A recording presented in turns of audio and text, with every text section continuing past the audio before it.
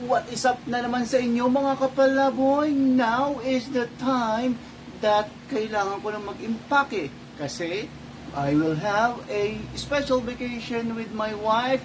Umpisa tayo sa jacket na nagawa ko na ng paraan para siya lumiit.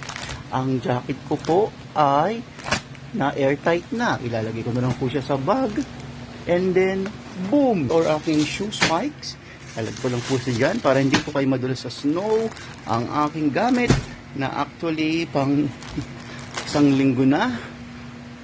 Aking mga winter accessories, air map, ang aking mga bonnet. Siyempre, huwag kakalimutan ang winter socks. Especially ang iba pang mga winter clothes. Sana pong ayusin lahat yan.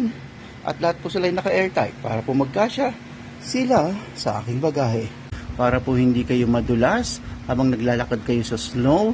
Meron po akong pang isang dala sa aking maleta. Isa rin pong anti-slip yon para hindi po kayo makatulog habang naglalakad sa snow.